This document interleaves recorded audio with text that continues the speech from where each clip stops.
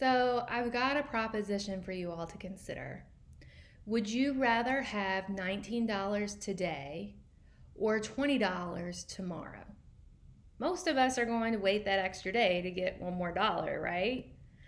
But what about this? Would you rather have $19 in 364 days or $20 in 365 days? It's still $1 for one more day, but that initial waiting period is much longer. And for many of us, it at least causes us to pause, evaluate, and even potentially reconsider our decision. Why is that? It's the difference between desire and feasibility. Your desire is that you really want that $20.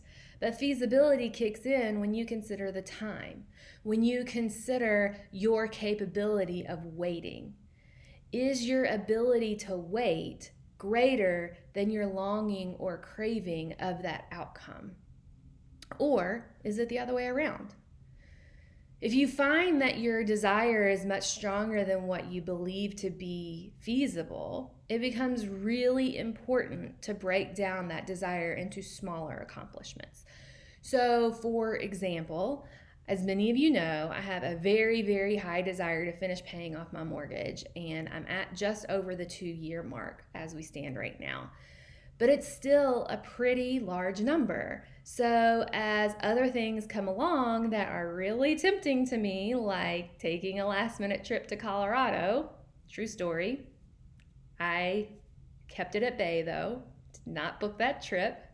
But as those temptations come along, I have to put things in place so the desire for that new temptation doesn't outweigh the desire for that long-term goal. I have to remind myself that this very strong desire to pay off my mortgage truly is also feasible. So every month, I write the new balance from my statement on my bathroom mirror below last month's balance. And every day, multiple times a day, I see the progress that has been made so far. So my desire stays strong because it was always strong.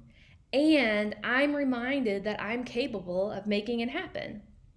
So that's when your desire is stronger than the feasibility, than what you believe you're capable of. Now, what happens when it's the other way around, when feasibility is stronger than desire? Well, just like in that last example, where I had to build up my belief that I was capable of bringing my desire to reality, in this case, it's just the opposite. You know you can get it done, but you might be missing that part of, but what for? What am I doing all of this for? What's the outcome? What's the end game? And the most common example of this is in our careers. Many of us find ourselves going to a job because we need a job to pay bills, because that's what society says, because there's a lifestyle that we want to maintain, even because we need something just to fill our time. But all of those needs are exactly that, needs. They're short term and they are not our desire, what we wish for or long for or crave for. Those are not needs, those are wants. So eventually, down the road, what happens is that we find ourselves dreading getting out of bed in the morning, dragging through the day, staring at the clock, complaining about work, and exhausted at the end of the day. And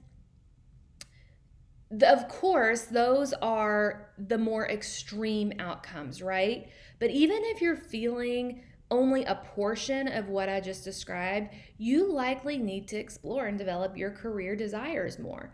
Because when you have a strong enough desire for something bigger, something bolder, something better, something more, that day-to-day disappointments, they grow smaller and smaller and smaller because you have something much more important that you're working towards. So, where do you lie with your desire and feasibility? With what you crave versus what you believe you're capable of? It's not one over the other. In fact, you need proportions of both, right? So, what do you need to do to balance your proportions? I'd love to hear your thoughts, and you all have a great weekend.